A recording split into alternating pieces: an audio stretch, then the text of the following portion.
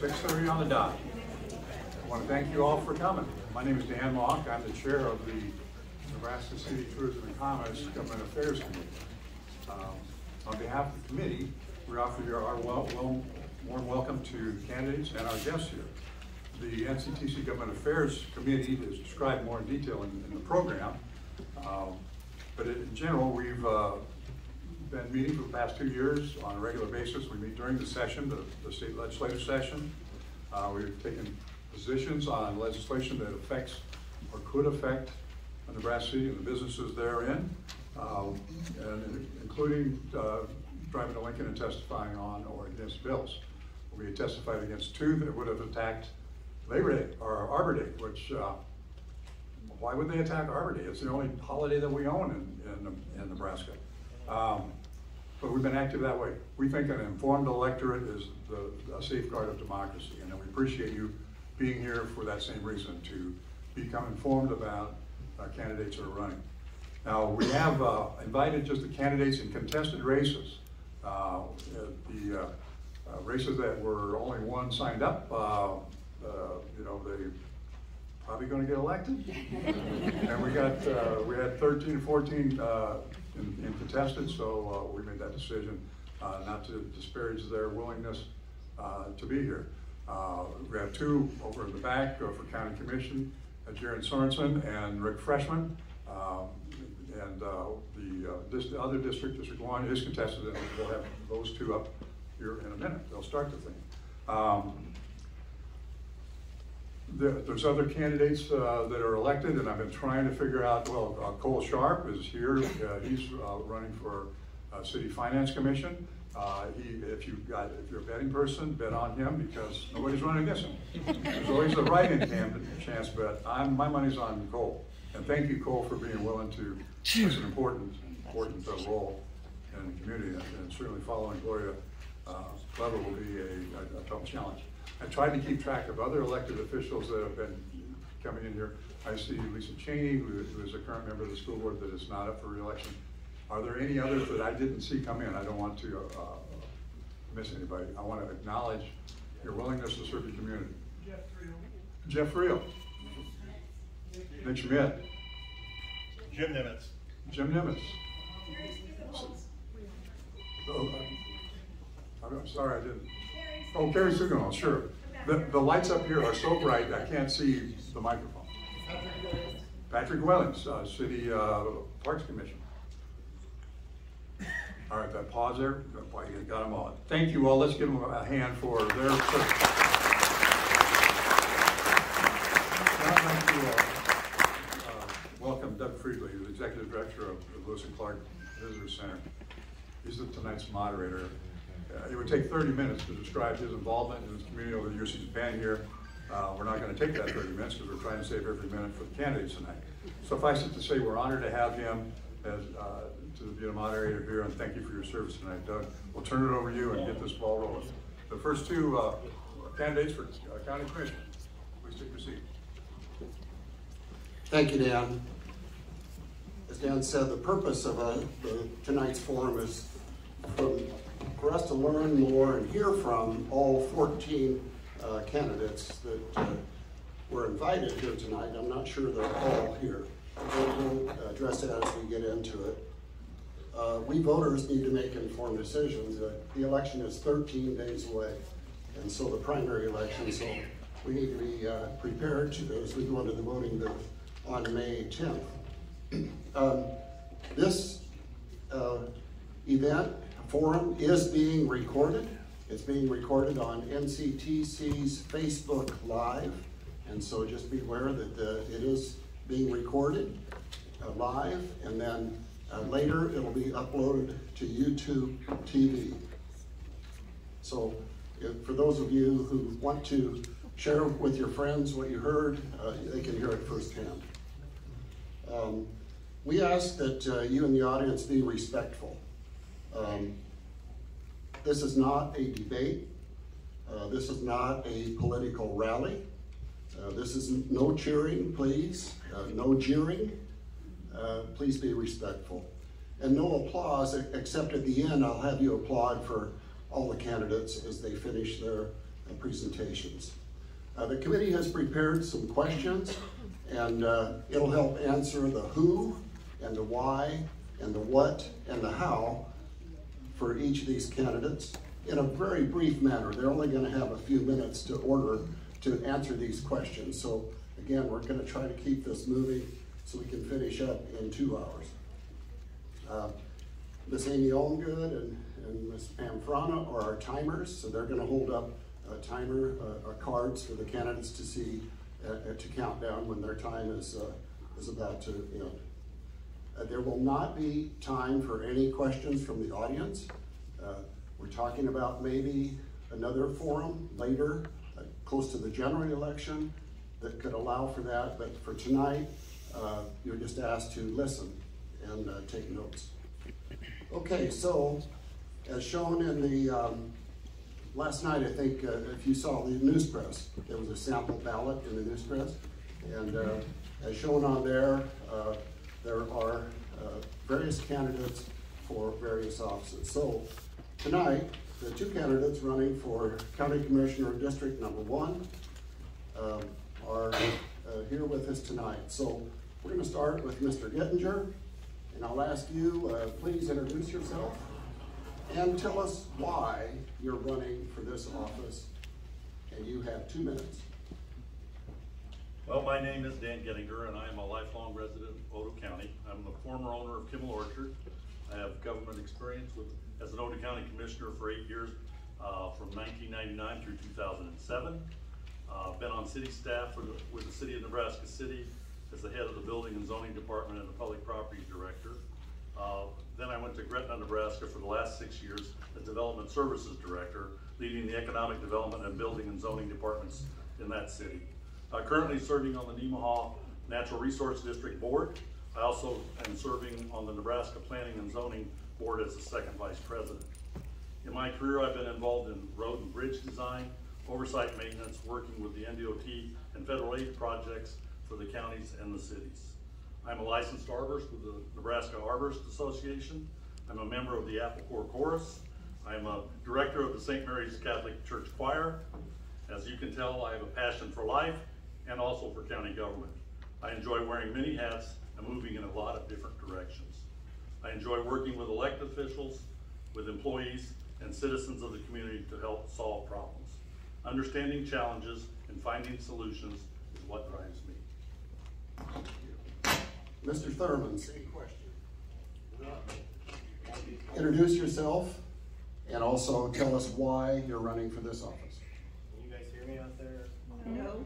No, you'll have to use the mic. Let's hold the mic up. Okay.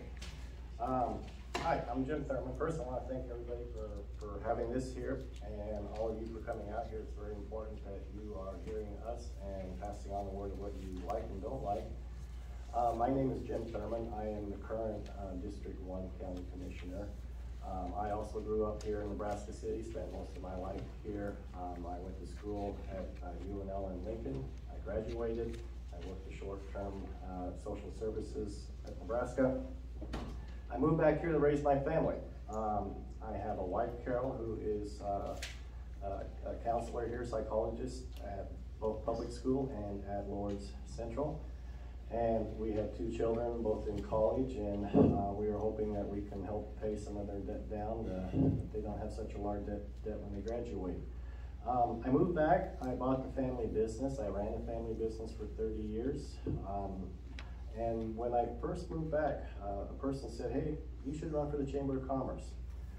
And I thought about it, and I did, and it really got the ball rolling. It showed me a whole different life and what helping people can do and helping your community. 5 years later, I was president of the Chamber of Commerce. I was invited to be on the Economic Development Board.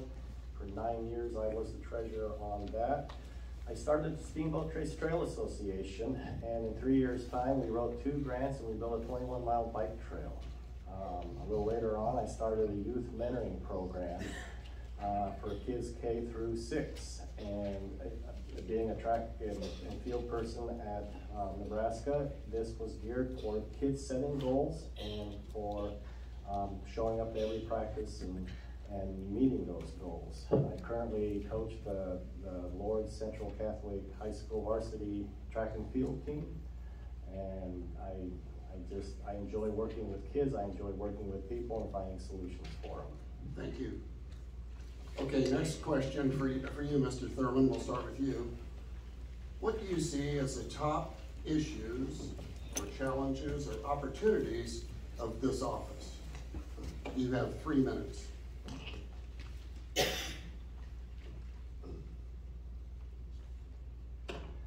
So let me talk about my first 4 years, because I want to talk about things that I have done and things I do want to do for in the future. So number one, I was asked from several people that you might make a good candidate back in 2018. I didn't know a lot about being a county commissioner. So the first thing I did was I went to a few meetings, and I thought, okay, that can work. So I put my name in and I started running. But for the entire year while I was running, I went to every single commissioner meeting. That's twice a month. They last at least an hour, and I wanted to learn more. I had 3 candidates during the primary. I won by 5 votes in that one. And then I went on to the general. I still kept going to the meetings. And thankfully, for all those hours I spent, you guys voted me as commissioner. I hit the ground running. The first thing I saw was our IT department was a total disaster. We were using a company to help us put Band-Aids on things. We were handwriting checks for people.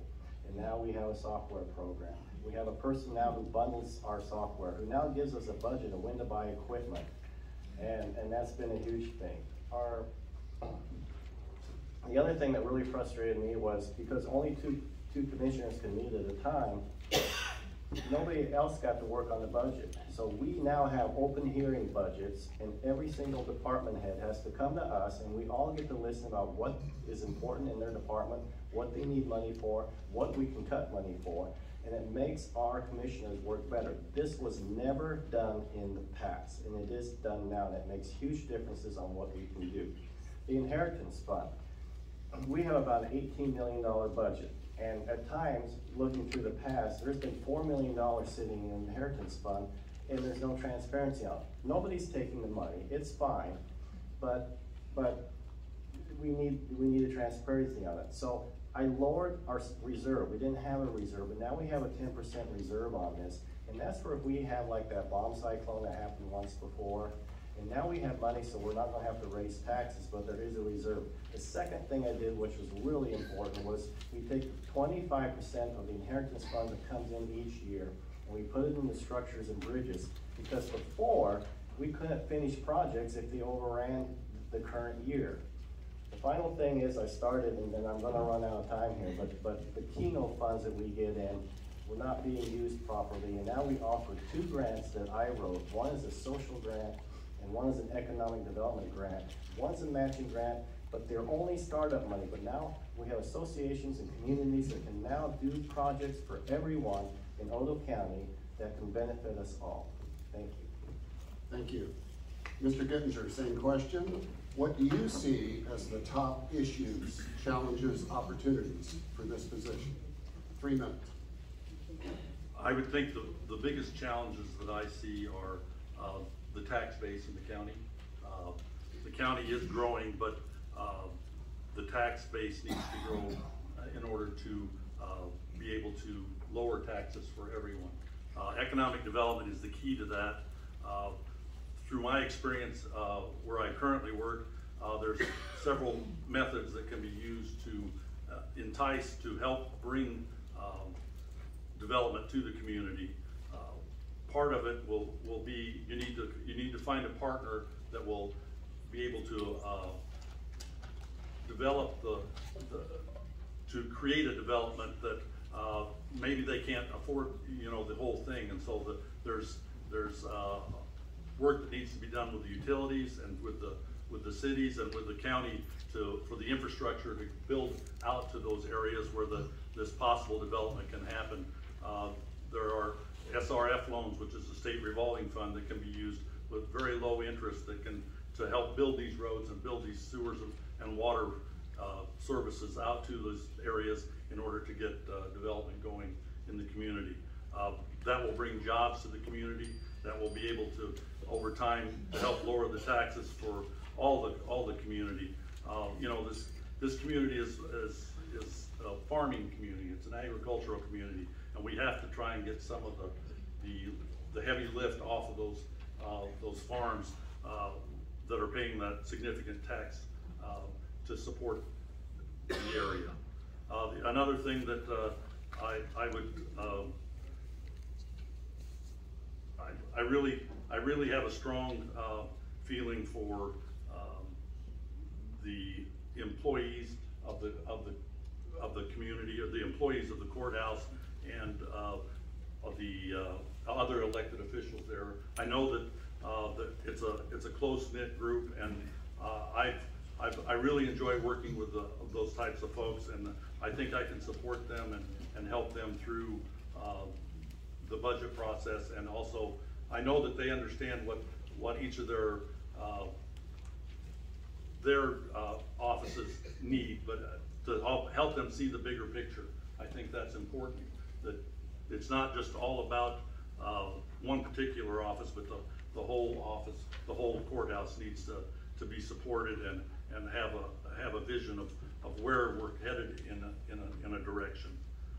Finally, I think that my experience, having been there, you know, it's been a while. It's been almost 16 years since I was on the board, and things have changed considerably. But I know that I can bring a new voice. Thank you. Sorry, but we're going to be really That's fine. tough. That's fine. Okay, Mr. Gittinger, next question for you. How have you been preparing for this office should you be elected? 2 minutes.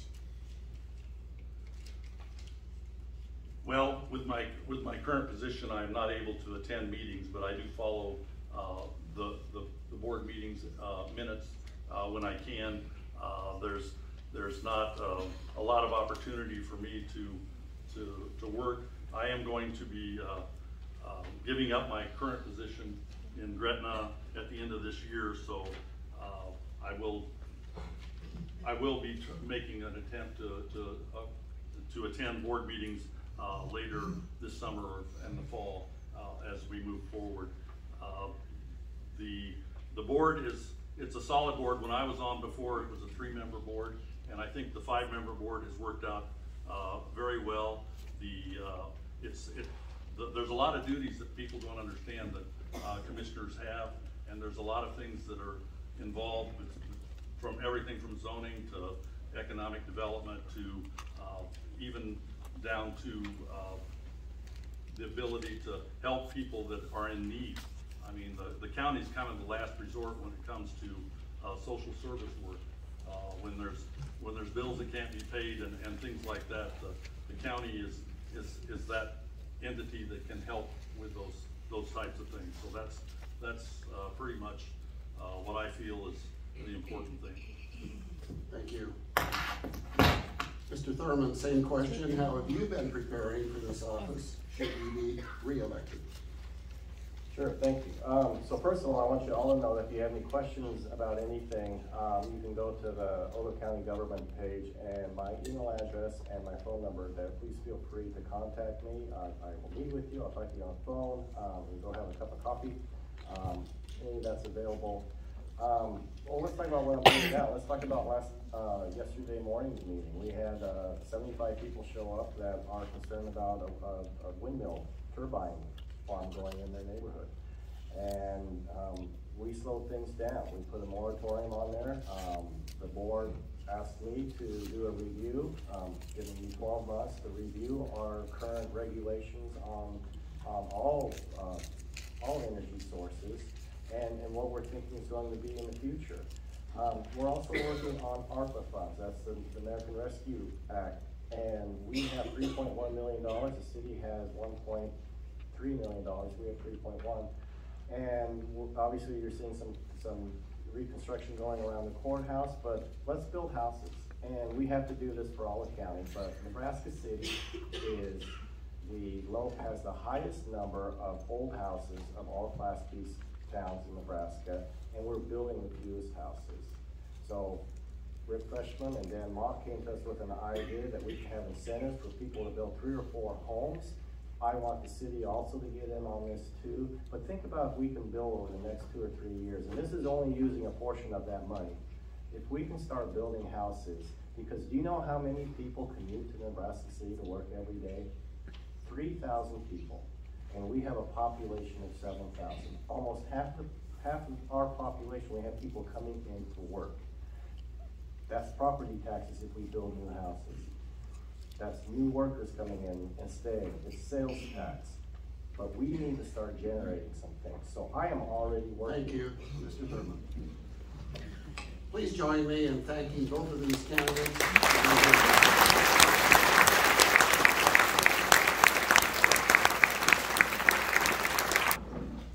Tonight we have 3 candidates who are running for the Streets Commissioner here in Nebraska City.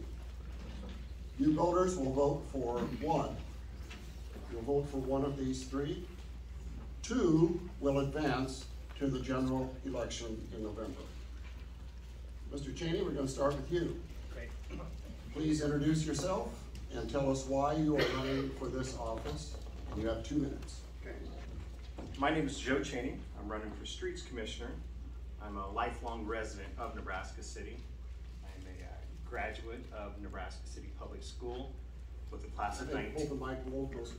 Could you guys hear me now? Yeah. I'm a graduate of the class of 1990, along with Mr. Curtis next to me. We were classmates. I served 6 years in the Army National Guard.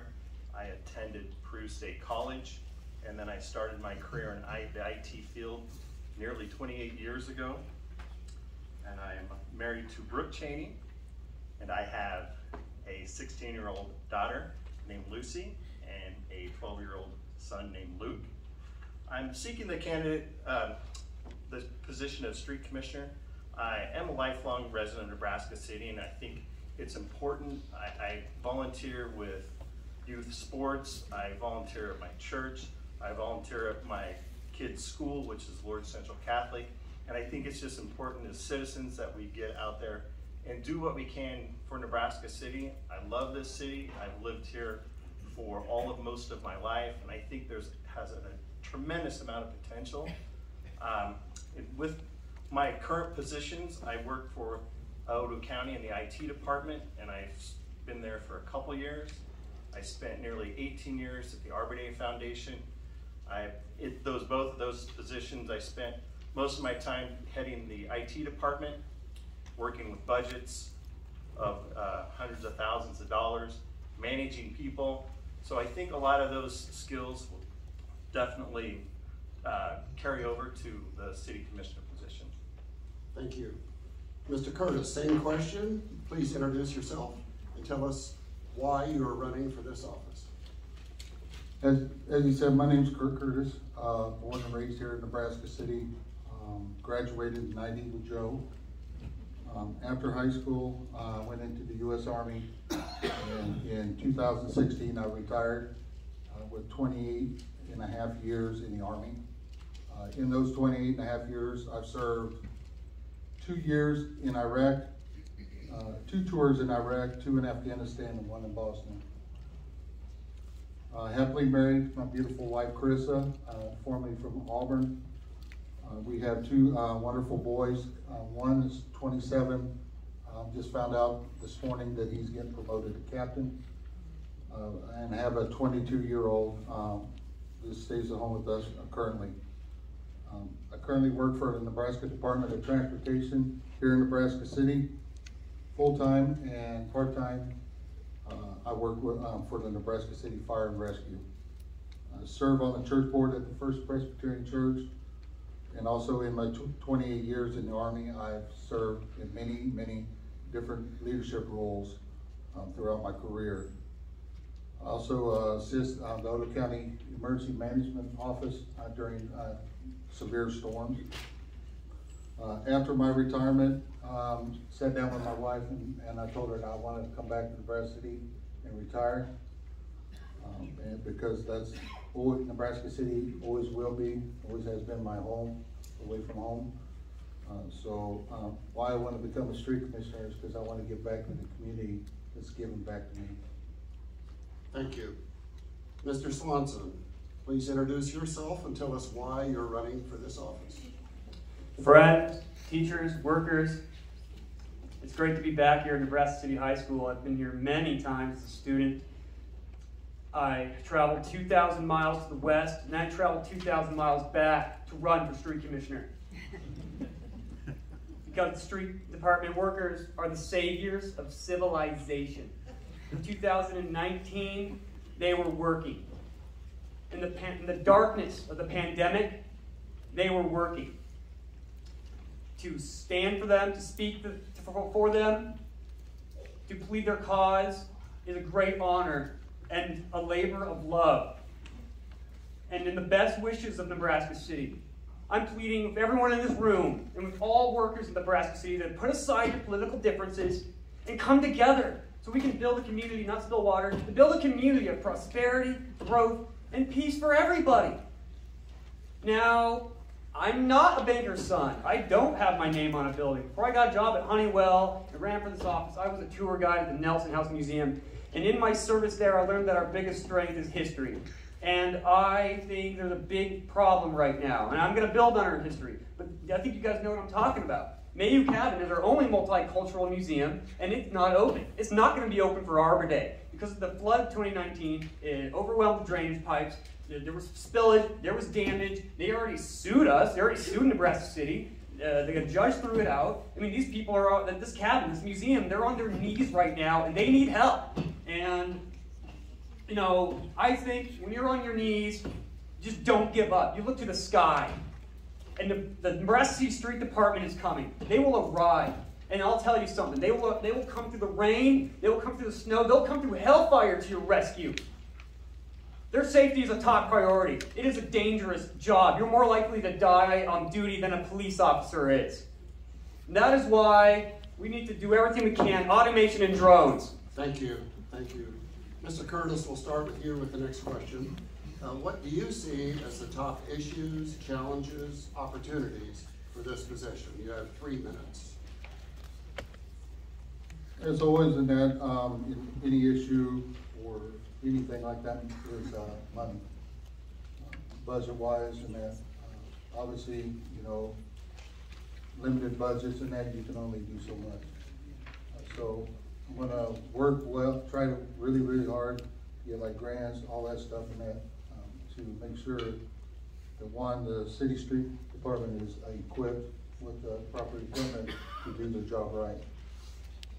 And also, you know, just to get the roads back to where they are, instead of having to give a front end alignment once a month or every other month in that, on these roads. So work well with the city to get these streets taken care of in Nebraska City. Good. Thank you. Mr. Swanson, same question. What do you see as the top issues, challenges, opportunities? Thank you for that question. Safety and it's got to be a top priority. Okay, we had an injury in February of 2021. It was a drug-related incident. The woman got high on Xanax and crashed into the pothole repair crew.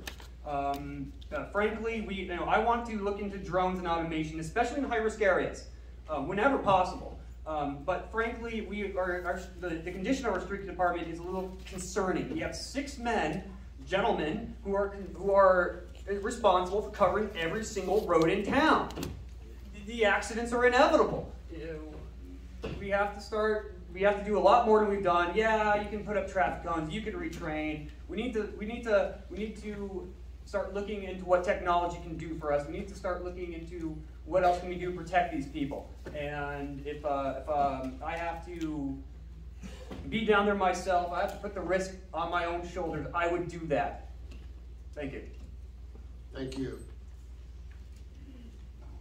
Mr. Cheney, same question, the challenges, opportunities, issues of the position. So I understand there'll be a lot of challenges and certain opportunities that exist for Nebraska City Street Department staff, especially. I think right away, a lot of questions will need to be asked of that department. You know, are they funded properly? Do they have the equipment they need to get their job done? Staffing levels, are they at the staffing levels that they need to be to complete their jobs and to complete their projects on time? I think you'll see a lot of some project drift from year to year through the budgets, but are they having the correct resources they need to finish those projects? And also, what type of training are they getting? Are they keeping up on, it's very important, I think, to, at any level of staffing, is to keep your staff trained up to snuff what's the latest technology and things, or even safety issues, OSHA training, things of that nature, which I would imagine they probably do, but just kind of review those things to make sure that they're doing those. And I think there's a lot of, they have a lot of great employees down there. I mean, we've had a lot of staff for many years, so there's a lot of knowledge with that staff. Also, I think there needs to be some transparency in communications, not only with the street department, but kind of with the city and the city council.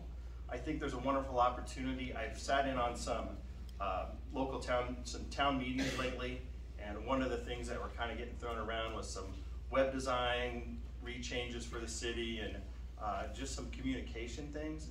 I feel that, and I know we're probably, some of you in here are maybe guilty of it, but we rush to Facebook and social media to kind of see what's going on, to either to complain or to add positive turns on what's going on in the city. I think there's an opportunity for a web design and some communication from the city to where people can know that that is the actual things of what is going on. And then, as Commissioner Thurman mentioned, the ARPA funds. I mean, we've got pretty much gifted $1.3 million for Nebraska City to use, and I think housing and some development and some investment in Nebraska City's future is the perfect way to use those funds. I feel like I've lived in Nebraska, I have lived in Nebraska City for 50 years, and I don't know if we've moved much off that 6,000, 7,000 people mark. I think we're a wonderful town. We have a lot to offer. I worked for the Arbor Day Foundation for 18 years, and we have people come down and just marvel at our small little town, and I could always would wonder, like, what would it take to get them to come to Nebraska City? And I think developing some housing and some more facilities. Thank you. Mr. Swanson, we'll turn to you for the final question. How have you been preparing for this office if you are elected? Thank you for that question, too. I just want to say that I approached a situation like this job with the detective's perception. I obsess over things like observation and tactics. You know, I want to say Marty Stovall, he's an expert at construction. If there was a movie about his life, he'd be knocking down that door on a horse right now. You know, I want to build on our community strengths. And one of those, like I said, was history. And people, you know, we need to do more to other workers. We need to stand up for each other. When somebody gets hurt, we need to come together and help each other and love each other. That is how we're going to do things like build a strong community. And these street department workers are experts on drainage. That's how we're going to fix that ruptured pipe. I want to say that I like talking to people. I love talking to people. I've been meeting people. I've probably met more people the last month than I have in my entire life up to this point. My door is always open, and you know, I'm a published writer. I know how to communicate. You got to be able to communicate to be a street commissioner. You talk to the public, you talk to the board meetings, you talk to the city council. And I just wanted to reiterate that I kicked off the drive to get Bob Lechner in the street department an honorary treat in the home of Arbor Day. I went around, I got the application, I filled it out, I went door to door, I went downtown, I went to work, I had people fill it out, I had signatures, I took them to the NCTC, and we got it. I have a victory, and I've only been a politician for 1 month. Thank you. Thank you. Mr. Curtis, same question. How have you been preparing for this office should you be elected? How I've been preparing is going to all the city council meetings and just asking questions, you know, the right people, you know, just talking, going down to the street department, you know, finding out, you know, just talking to them, just getting the feel of what, you know, what type of equipment, you know, just general conversations with them. And then talking to a few people there on the city council, just, and attending all the city council meetings and that, just learning and that, and what's going on, and that stay abreast of what's going on and stuff like that. Good, thank you. And finally, Mr. Cheney, how have you been preparing for this office? So, I've been regularly attending the city council meetings and also the open forum for the ARPA funds. And, you know, it's been a real eye-opening on how the city works, especially the streets department, how it's funded was kind of news to me. For those who don't know, it's mostly state funded, not related to local taxes. And just kind of how the city council works in the city itself. I've been meeting with the current streets commissioner, kind of understanding what the challenges over his 8 years as being a street commissioner, kind of the pros, not really pros and cons of the positions, but kind of his big wins and kind of what some of the speed bumps along the way has been when he first started and to when he's going out now. I've had some discussions with the current construction facilities manager, Marty Stovall, really getting familiar with how the budgeting works. I've reviewed the past few years of the complete city budget, not just the street commissioner or the streets department's budget, and just kind of how things are spent, how funds are acquired, grants, bonds, things of that nature. Learned more than I ever learned about or knew about city government recently. And I've also been on the website for the city. If you have trouble sleeping tonight, check out the ordinance section of this website. It's riveting. Please join me in thanking these candidates.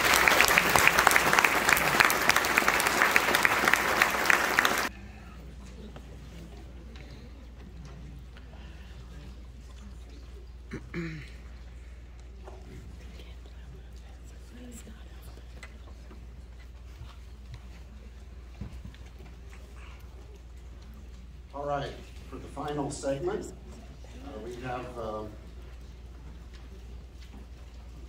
candidates for the Nebraska City School Board. There are 9 candidates on the ballot running for the school board. You will vote for 4. So on your primary ballot, you'll be able to vote for 4 people. 8 of them will move on to the general. 1 will get left behind. So out of the 9 that are on the ballot, 8 will move on. But each of you will just vote for 4. I see we've got a couple of people missing here, so we'll address that as we get to their names. I know one of the ones missing is Winnie Benedict, and I'm going to read you what we received this afternoon at 2 o'clock. I'm unable to attend this evening meeting forum due to a situation at work. They've requested all 58 reviewers to work past our schedule this evening. I was hoping we could complete enough Monday and Tuesday to avoid this. Unfortunately, that did not happen. And so she is absent. Okay, so, and I was going to start with Mr. Rick Benny. He's also absent. I've not heard from him. So we'll start then with Mr. Kent Bloom. And the first question is, please introduce yourself and tell us why you are running for this office. You have 2 minutes. Good evening.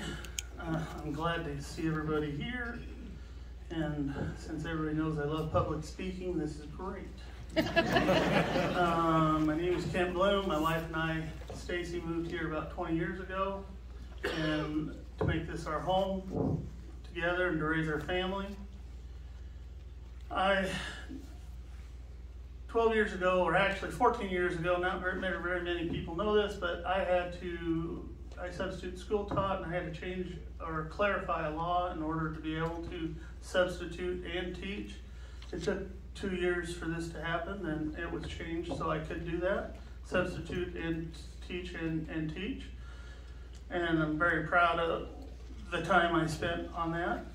But for the last 11 and a half years, I've served on the school board, trying to do what's best for all children and the educators in Nebraska City Public Schools.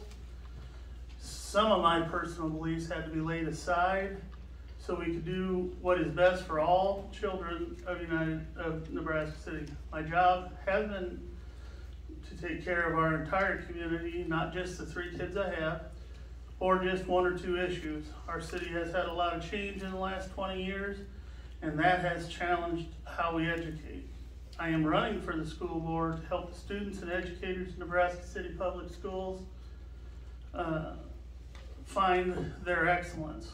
Whether it's giving speeches, playing an instrument, singing, acting, athletics, learning to shake someone's hand, or helping provide for their families. All these accomplishments are worth celebrating. We need a well-rounded education because our kids will be homemakers, laborers, mechanics, farmers, servicemen and women, doctors, lawyers, and teachers. There's a wide range of possibilities, and we need to be able to meet all our children where they are. Celebrate who they are, celebrate what they can do, and I'm proud of my time in service to the Nebraska City School Board. Thank you. Mr.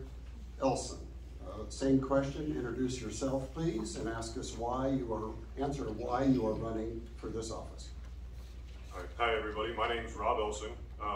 I've lived in Nebraska City for 25 years now. My family and I moved here in 1997. I was a 99 graduate from the high school. I'm married. I have 2 amazing children. I have a daughter that is 8 in Ashton, and my son is 6. Both of them currently attend Northside Elementary, and as of this week, Monday and Tuesday, we've had the awesome privilege of being able to hang out at their spring concerts, which was a fantastic time for anybody who was there. I've been employed with the Omaha Public Power District since 2004. I started off there in part-time coal handling cleanup. I worked my way up through operations, became a shift supervisor, and now I am the training coordinator for the Nebraska City Station out there. In my time, I've also done operations outage manager.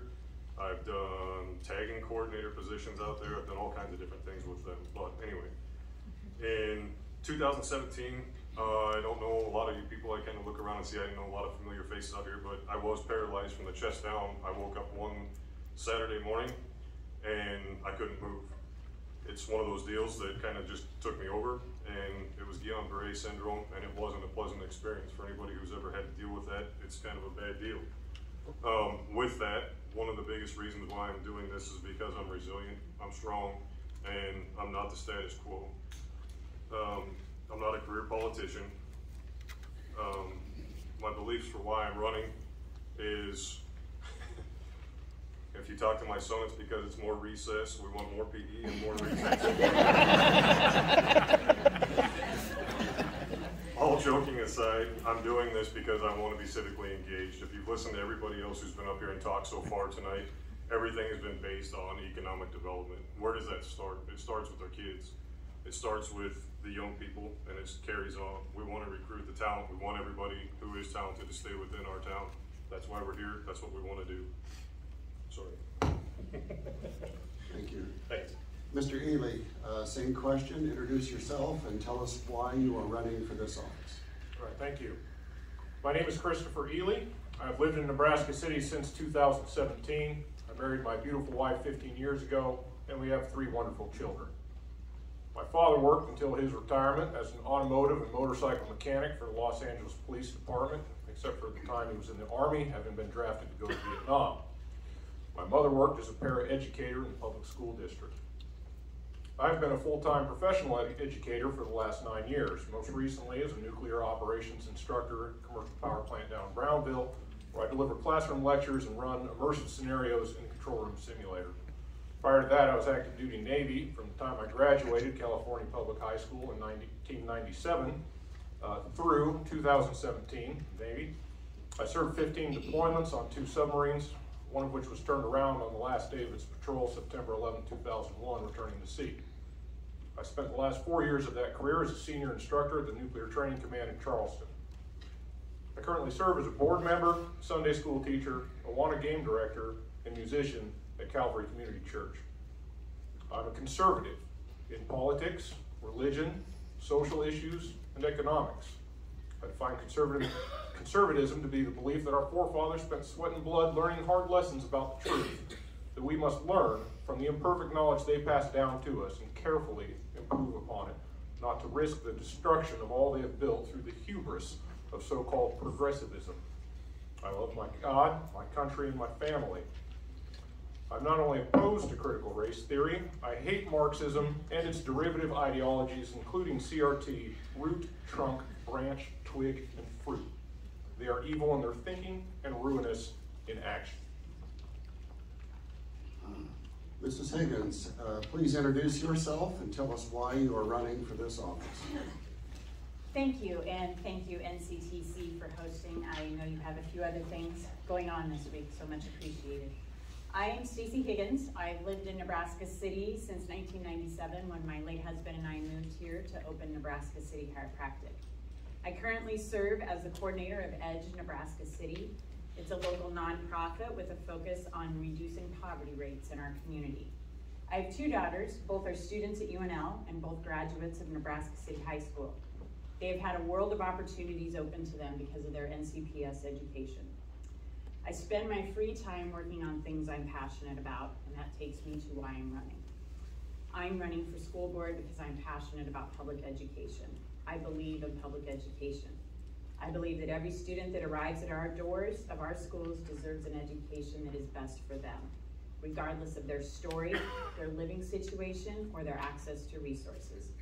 Every student that walks our halls has potential, and the mission of public schools is to make sure that child has opportunities so they can be a successful citizen. The students of our district have a wide variety of needs and a wide variety of resources, and we have to work to make sure every kid continues to have access to the tools that will help them thrive in the world. And I also believe that every staff member needs the support and resources to carry out this task, and I believe our community of Nebraska City deserves to have a public school district that is thriving and a school district that everyone can be engaged with. And that is simply why I'm running. Mr. Luther, please introduce yourself and tell us why you are running for this office. Thanks everybody for being here. My name is Stephen Luther. For me, it's really simple why I'm running for school board. About 3 years ago, well, I'll give you a little bit of history. I grew up in a small town in southeastern Missouri. Very high poverty, very difficult living situation. I used the public education system to better myself, to be able to improve my situation. And I think that's the beauty of public schools, of a public education, is allowing all kids, no matter what their situation, to be able to thrive, to be able to improve their living situation.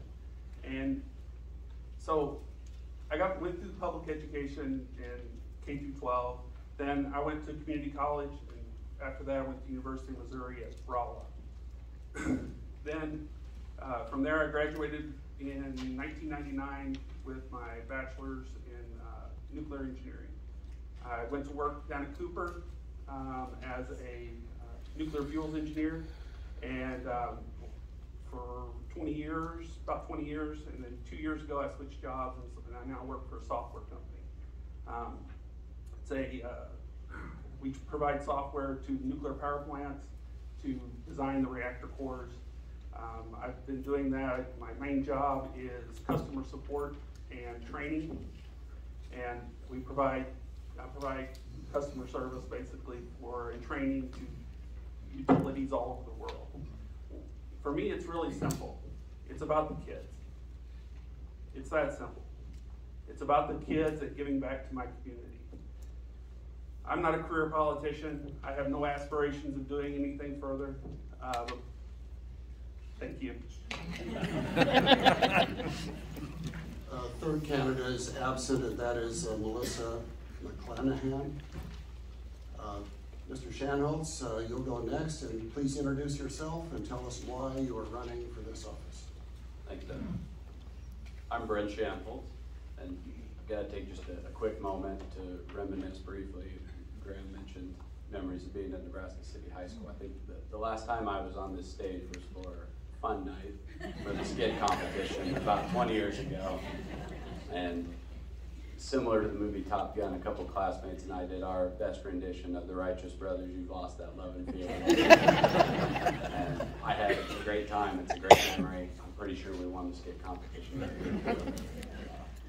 A little bit about myself. I was born and raised here in Nebraska City. I'm a 2003 graduate of Nebraska City High School. I moved to Omaha to pursue college, and I have a degree, a bachelor's degree in finance, and I also have a master's in business administration from the University of Nebraska at Omaha. I went to work in banking when I was finished with school, and in 2012 I had the wonderful opportunity to move back to Nebraska City, and I went to work for Ambassador Health, and I currently serve as the Chief Financial Officer, and I'm involved in several areas of the operation. Most specifically, I've got a very talented team here in Nebraska City, and we're focused on items like billing, collections, accounts payable, payroll, employee benefits administration, contracts, compliance, insurance, all the really exciting financial things, you know, that an operation does. And that it's a great experience in healthcare and a great company, and I'm just really happy to be in the community of Nebraska City. My wife and I, you know, now call Nebraska City home. Michelle, she is active in the community. She volunteers with the EDGE organization. Really enjoys that. I serve on the Nebraska City Area Economic Development Corporation Board, and I'm also the chair of the Nebraska City Ducks Unlimited chapter. And I serve as treasurer on the board of directors for an organization called Heart Heroes. We provide support for families and children dealing with congenital heart disease. An organization I really enjoy. Thank you. Time's up. Mr. Ely, we'll start with you for the next question. What do you see as the top issues, challenges, opportunities for this office? You have 3 minutes. Thank you, sir. My 3 priorities in looking at the school system are to ensure that the finances are in order, the children have academic achievement in key subjects, and that we keep harmful ideology out of the schools. In the area of finance, the school, of course, has been having some difficulties, and a year ago, prior to the levy override election, the superintendent told the people of Nebraska City that it was urgent to approve additional funds. 56% of the people voted against approving that. Quoting from the Nebraska City News Press of January 20th, 2021, it says Mr. Frisch gave a community presentation Wednesday describing a stranglehold of debt on the Nebraska City public school system.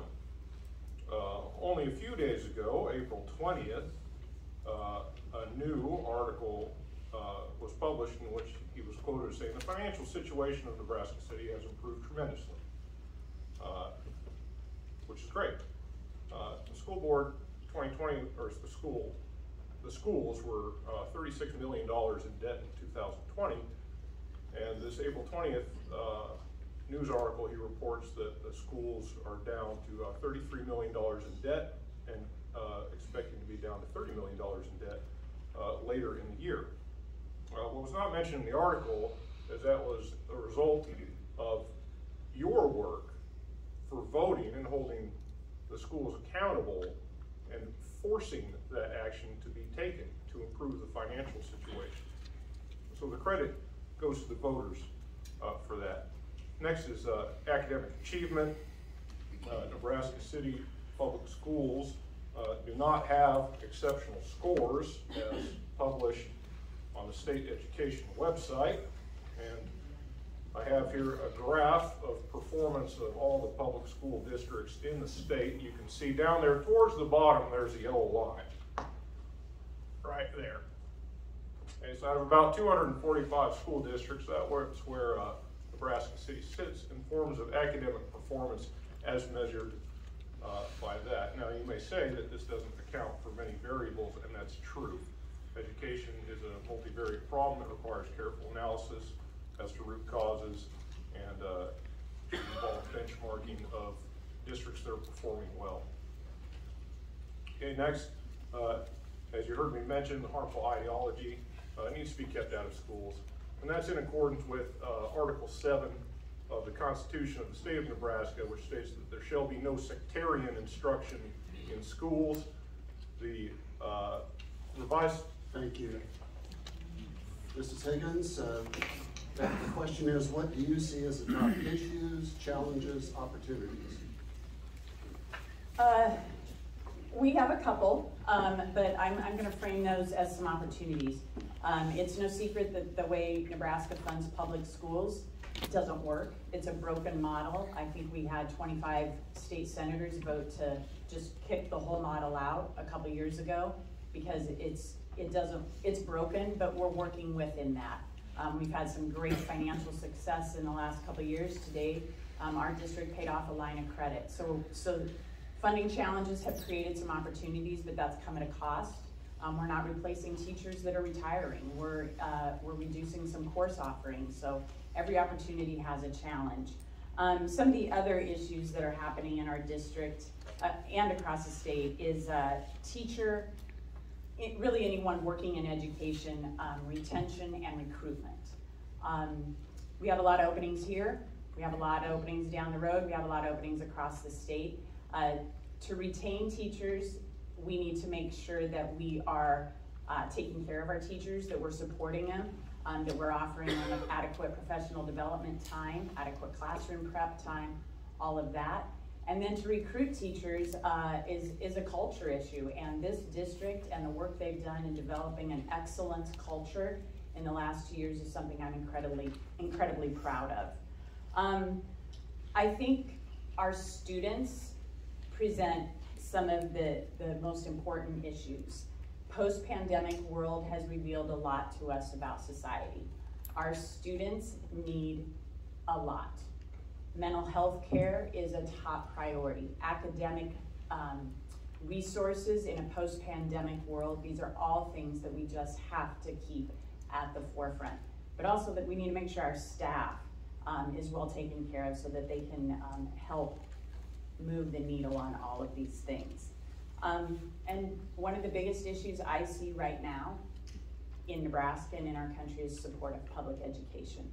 I'm not sure when we decided that public education was the target, but it's happening, and it makes me sad for our staff and our students who work hard every day. And so I just really see that as an issue that we're maybe not doing a great job of telling what's happening in our hallways. And so that's an opportunity for us to do better, to tell you what is happening in the hallways of the schools in your community.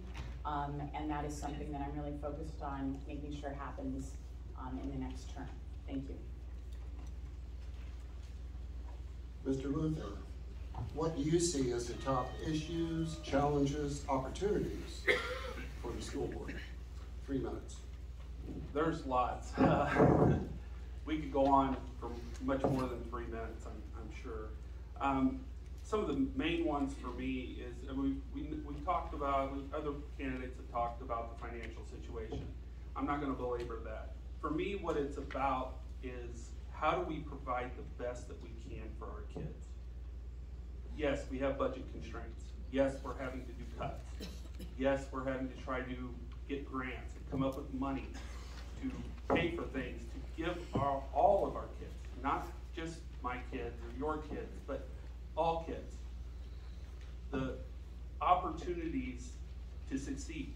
And yeah, money is a big deal, but one of the biggest challenges for this school board, I feel like, is how do we give those opportunities to the kids and still maintain our budget and still come in and be able to support those and support our teachers and our staff.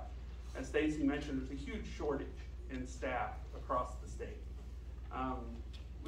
We're not the only ones. We hear from other districts how they put job postings out and nobody applies. There's not enough teachers. We have to figure out how to support staff and encourage and attract those high performing staff members. that's what we need. We need those high-performing staff members for our students to give them the best opportunity. Our staff has done a lot the last couple of years. They've sacrificed a lot, and I really appreciate everything that the staff has done. We've had to make some cuts. We've had to do some things that, up before the levy override election, we did a lot of cutting before that. We sold property. We did a lot of things to try to reduce our debt. But we got to that point and said, you know, if we go any further, we're going to start impacting the kids. So we asked the public to help with that. And the answer, as Mr. Ely pointed out, was no. So we tightened our belt and we put a plan together. We've been working on a plan to get out of debt. It's going to take time. You know, it would have been a lot quicker if we had the levy override, but that's okay. We'll get there. And for me, I'm not done. For me, I feel like I've been on the school board for 3 years. Right as I came on the board is when we found out, started finding out some of the significant financial issues. And we've been working hard the last 3 years to reduce that debt. And we've done a really good job. It's come down a lot. As Stacy mentioned, the line of credit was paid off. One of the line of credits was paid off today. That's awesome. And thank you. Mr. Shanholz, please tell us what you see are the top issues, challenges, opportunities for the school board. Sure. With a background in healthcare and finance, might be easy to dive in and talk about a budget and things of that nature. And I guess I want to share as a citizen of Nebraska City a sense of pride I felt with the town halls and navigating through that levy override process, regardless of the vote. I felt a connection and a transparency to a process that made me feel engaged in the public schools that are supporting my community. And as I started to be involved in this race, in this election, there is a plan and there is progress and it's being shared and it's being communicated, and that needs to continue. And I think several candidates have mentioned workforce challenges, and I think if we were to look around our economy right now, hospitality, education, and healthcare are probably the most challenged sectors when it comes to finding adequate workforce and retaining and sustaining that workforce. And that is going to be a differentiating factor for what makes Nebraska City Public Schools successful. And I think we have to have that transparent culture and that positive attitude and that shared goal that we're all working for and that we all know. And I believe that culture will show through, and that will make us an attractive place to come build your education career, whether that's as an instructor, a teacher, an administrator, anywhere on our staff. If we're all going in the same direction, and if that direction is clear, and if it's exciting, we can get through the workforce challenges that we have. And I believe it's the job of the school board to set that culture and communicate it. And a few other things that I think are important. Our test scores are an important measure. We need to know where we are. We need to know what the score is and how we compare. But I'm not as worried about where we are as where we're going and how we communicate where we're going, and that we all know what that incremental progress looks like. You know, the $3 million reduction in debt or whatever the number is, that's an incremental improvement. That's substantial. And what does that look like for us? Where can we move up in 1 year? Where can we move up in 5 years when it comes to scores and outcomes and student achievement? And how much do we know about our data? What do we know is within those numbers? What type of analysis can we do, and what type of pockets and areas can we focus on? One other comment on that culture. I believe that culture comes from our community. Nebraska City sets that right along with the schools, right? Our schools are a reflection of our community. We need to have that local influence and that local control and make that culture what we want it to be right here in Nebraska City. Thank you. Right on time. Mr. Bloom, what do you see are the top issues, challenges, opportunities for the school board? It's the teacher shortage and funding. plain and simple. Our teachers, it's not that we've done almost a lot of cutting. Some of it is we're trying to hire somebody and we can't find a suitable fit. And our administration, which I fully support on this subject, says we're hiring the best person no matter what their degree is, and we'll figure out where to put them into our school rather than the best person for what we're advertising for, because that person might not be the best fit for Nebraska City. We also are short on the labor with parents, quite a few, and it's hard. That's the assistant. Funding wise, the school system and the state,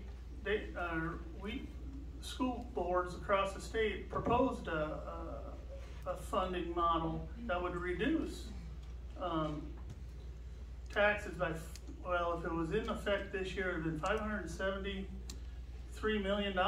And it was shown to me, and I believe that it would have been sustainable, but we ended up having people in Lincoln not believing that it was sustainable and afraid of that schools would overspend in some things, but they didn't ask the hard questions and ask a question about budgeting authority on it.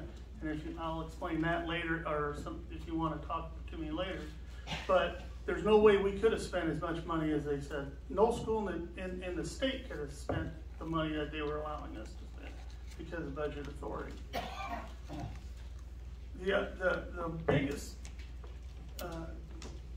problem for our teachers, and it's good to show graphs of where we set in the state. I'm fine with that. But you also have to take into account the other pages on that Nebraska Department of Education website where it says we have a 52% free and reduced lunch. We have 23% English learners. We have 23% special education. We have, and this is all above state average, and we have, and we're below state average in high ability learners. It actually takes us more money to educate these students, and our teachers work hard at it. The successes are like in my opening. Some of our students, our successes are honestly going to be being a laborer and everything else, and that's fine in this world. I'm going to quit right now. Thank you. Mr. Elson, what do you see as the top issues, challenges, opportunities for the school board? There's been a lot of talking up here with a lot of educated people, and it's going to be hard to follow a lot of this up, honestly. Taking a different turn on things, and it's kind of the same tone that I've taken all the way through this whole process since I've been doing this for about a month and a half, I think it is, whatever it was. The opportunities in this town are endless, honestly, and one of the things that I think everybody can probably attest to that they've probably seen here in the past few weeks is if anybody's on social media, it's the division in our community, and there's no excuse for it. There's no reason.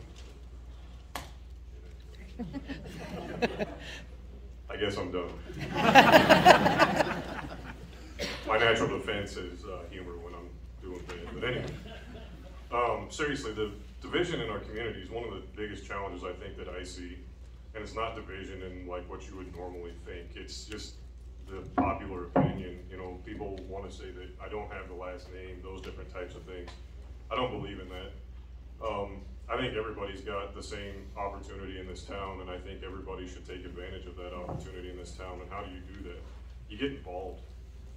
That's the simplest way to put it. I think where we're struggling in Nebraska City is getting parents involved, struggling getting the community involved.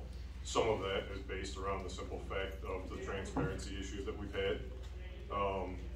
A lot of the community members, people who have reached out to me here in the past month or so, they feel like everybody's trying to hide something. I don't buy into that. I don't think that's necessarily the case. I think I've talked to a lot of people here, a lot of people that are sitting out there, and I think everybody wants what's best for our children, and I think that's where we need to focus, is on these opportunities where we can come together as a community. And I think this is going to be a fresh start for a lot of different things. You know, looking at the different faces that are out here and people running and stuff like that, this is a good opportunity for those kinds of things. Get people involved, get some of the people out who want to do the different good things for our community.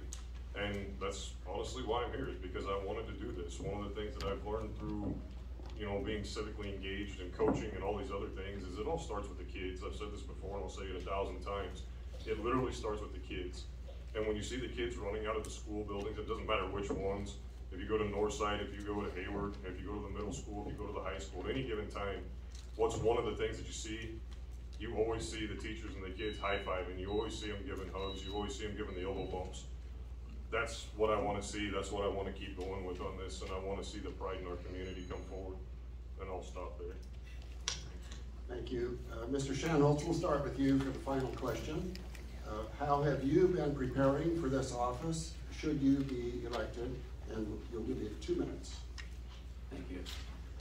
I got some good advice about preparing for school board, and it has reigned true, and it was to be long on ears and short on mouth, and ask some questions and listen to the folks that have been in this and know what they're doing. And I don't know if any of us know what we're doing, right? But that are at least rolling up our sleeves and doing the research and making the decisions. And I spent a lot of time reaching out to the current board members, having several conversations, learning about how school finance works, which I don't know that answer just yet, and it is very complex, and it takes a whole team and a whole board and a very dedicated superintendent, and it's just so important to ask questions and make sure that we thoroughly review things as a board, as a community, as a school system. Talking with our current educators and our current administrators and understanding what pressures they're feeling and what opportunities they see and what ideas they have. Talking with our current superintendent. I also reached out to some superintendents of one in particular of, say, like a Class A size school in a metro area. How does that work? What's the difference? What are the similarities? Certainly attending school board meetings is a great way to get in the loop, and you can get as much information as possible, but it's that one-on-one connection and those conversations with those that are currently serving and working for our kids and for our schools, our teachers, our administrators. I think probably for parents and then for all of us as a community, right? We're all in this together. I just want to close with, I have had a ton of opportunity in my life, and I credit a lot of it back to Nebraska City Public Schools and to this community. So the opportunity to even have these conversations and be a part of this and be considered for a position on school board is very meaningful to me. And really appreciate everyone's time coming out tonight. Thanks. Mr. Bloom, how have you been preparing for, I guess, your next term if you're reelected? Well, I think I think I've missed 4 meetings in the last 11 and a half years. I go to a lot of committee meetings. We go to board workshops. We talk to our state senators. We send emails.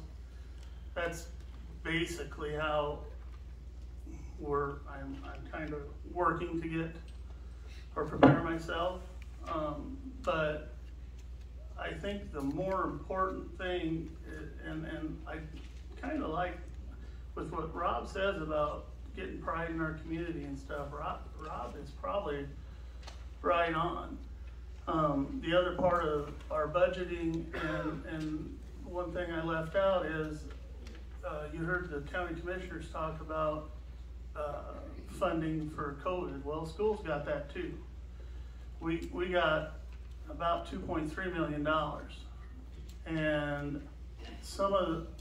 and the way we're spending it is also alleviating some of our debt. So when we're saying we're making hard decisions, we do. It's not as easy as spouting out numbers and being right. That's not what this job's about. Leadership is hard. It's making a decision you know it's right, but unpopular with a lot of other people. It's making a decision that you don't particularly personally agree with, but you know it's what's best for this district. it's not sleeping for 3 or 4 days at a time. And that's what leadership is for me and how I've been preparing for this. Thank you for coming out tonight. Thank you. Mr. Elson, how have you been preparing for office, should you be elected? Thank you. First, I'm going to say I feel attacked by Brent because it was something about ears, and that's what I heard.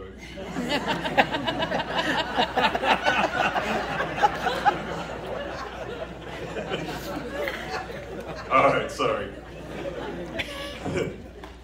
Honestly, I feel my whole life has been preparing me for this situation. I played in national basketball tournaments. I moved from a town of 700 to a town of 7,000. I was going from Class D2 to a Class B school. I've worked my way up from the ground up, from out at OPPD, no matter where I've been. I mean, it's adversity. It's how you want to take the leadership roles, and a lot of people, they're not cut out for them. It's something I've done my whole life. It's something that I will continue to do for my whole life. I mentioned earlier the status quo. I'm not afraid to stand up against people. I'm not afraid to join with other people. One of the biggest things with being a leader is being able to think critically. You have to be able to listen to everybody's points of views. You have to be able to determine what the best course of action is. And for this community with 1,400 plus kids, it's gonna be tough to be able to do that for everybody, but you have to have the integrity to be able to do that. I've been going to the school boards. I've reached out to current, past, present teachers, school board members, the community members. I put myself out there. A lot of people don't, a lot of people haven't. I put myself out there. I'm here all the time. I coach. I do most of the things that I can with the community. Time limited, obviously, but that's what I'm here for, and that's what I want to do. So I'll quit there since I'm pretty close. And sorry for the bad jokes, and thank you all for being here. Mr. Ely, how have you been preparing for this office, should you be elected?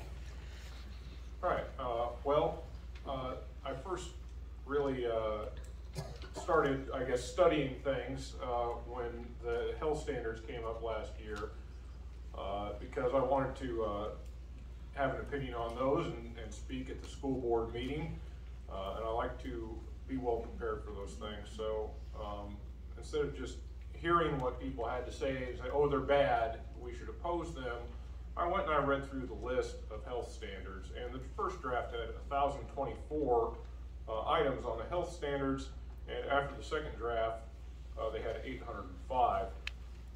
And I reviewed that first and second draft line by line against each other to see what the differences were that they make, and that's typical of the type of preparation that I do. I did speak against those health standards that were being proposed at the school board meeting last year that drew about 70 people from the community. I also spoke most recently about the co-op fee being charged to the students that live in district but that don't attend the Nebraska City Public Schools. I was against that. I've been learning about the schools, talking to some teachers, finding out what I can about issues that are being faced there. And I want to point out that the problems being faced are not something that's insurmountable with the students that we have and the teachers that we have and the administration that we have. I learned from W. Edwards Demings that most problems are systemic in nature, not from the people in that system. So we need to look at aspects of the system that are working against the people. I've also read a few books on the philosophy of education this weekend. I read the Abolition of Man by C.S. Lewis, as well as Intellectual Schizophrenia by R.J. Rushdoony. I read a book on the history of education in America called Crimes of the Educators by Alec Newman and Sam Blumenfeld. Also read a letter Thank you. and many more things. Mrs. Higgins, how have you been preparing for your next term if you are reelected? There's a couple things that just in the last year I've been doing just because of the landscape of education. So one of the things in my daily life through my work at EDGE and just community involvement is being plugged into other things that are happening in the community, like our lack of childcare, our lack of housing, the mental health care needs, all of that. It's important to be at the table when those conversations are happening, because those conversations are going to come to the boardroom table.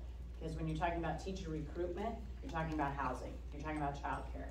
When you're talking about the mental health needs of a family, that involves a child, could involve a teacher, could involve an administrator, could involve a parent. So I'm really trying to make sure I'm understanding the landscape of the entire community, because I think that's important at the school board table. I ask a lot of questions. Mr. Fritsch will tell you that. I know that the saying for board members often is you don't know what you don't know, so you gotta ask questions. And I'm so thankful that we have a superintendent that his door is open. You can ask him any question, any time of day, and he will answer it. And that has changed the way we do business in this district. And so I continue to leverage that as I learn. And then I attend workshops. I attend a lot of workshops. I most recently attended the Needs Minus Resources workshop. That's a good time about school finance. It comes with a lovely meal, so that's always a perk for me. I recently attended a national conference where the seminars were about family engagement, community and family engagement. I attended a seminar on the science of reading, the way we teach kids to read what's best. So I'm just constantly learning, whether it's a good podcast or it's a conversation with Mr. Fritsch or a community member. I'm piecing it all together to be the best board member I can be. Mr. Luther, you're last. How have you been preparing for your next term, should you be reelected? Well, pretty simply, I've been serving. But for the past 3 years ago, when I came on the board, and how that happened was there was actually a vacancy. Nobody ran. There was one vacancy that there wasn't enough people to fill. And so I looked at it at that point and I said, I want to do this. I want to do this for my community. And so I was appointed. So I've not been elected. If you look at any of my stuff, I don't say re-elect because I was never elected. I was appointed. So, for me, it's about, doing this, learning. It's a constant learning. School board, I've been doing it for 3 years and I still learn things. Every committee meeting, every board meeting, and everything is derived from policy, basically, for us. So if, I'm always reading policy. Well, when the question comes up, go out. All the policies are listed. I encourage everybody, go out to the website. All the policies are out there. Go look and see, and there's so many of them that it takes a lot of time, and it takes a lot of your personal time and resources to do all that and go through all that policy. To understand, am I making the right decision according to policy? Am I making the right decision for our kids? Am I making the right decision for the district?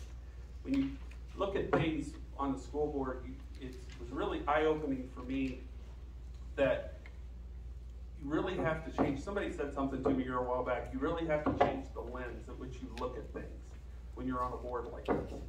It's not about what is best for me or for best for my kids. It's what is best for all kids and what is best for the district as a whole. You can't look at it from just your own personal perspective on things. Because every kid is different. Every family situation is different. And you have to prepare, you have to think of things, you have to shift your mind just a little bit, think about it from the perspective of all kids. Thank you. Please join me in thanking Ms. Kiki.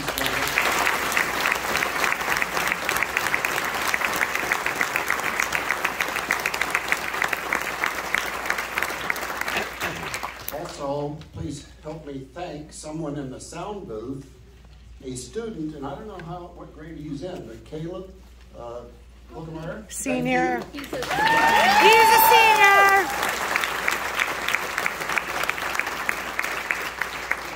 I'll turn it over to Mr. Mock for his closing comments.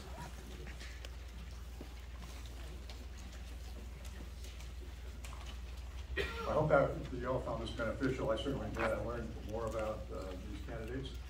I'd like to start by thanking the members of the committee, members from NCTC, Pam and Amy, Pastor Schmidt, who's part of our committee, was helping with the programs. Certainly, great thanks for Doug Friedley.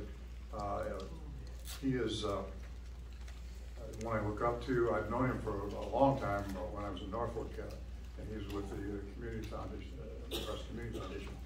Just have the greatest respect for Doug, and thank you so much for being our moderator. I feel to thank someone, And that's the audience. You were very well behaved. So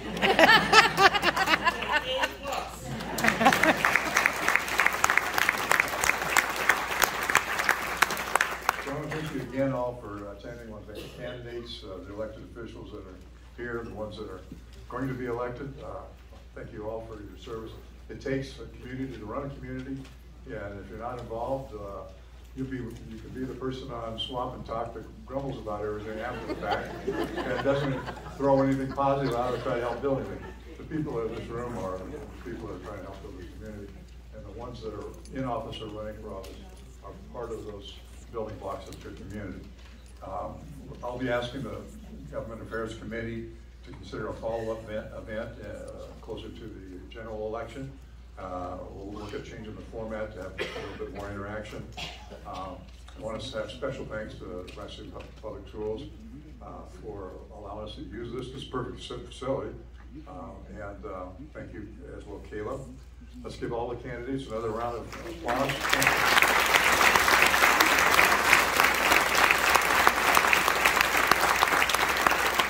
Thank you. Have a safe evening.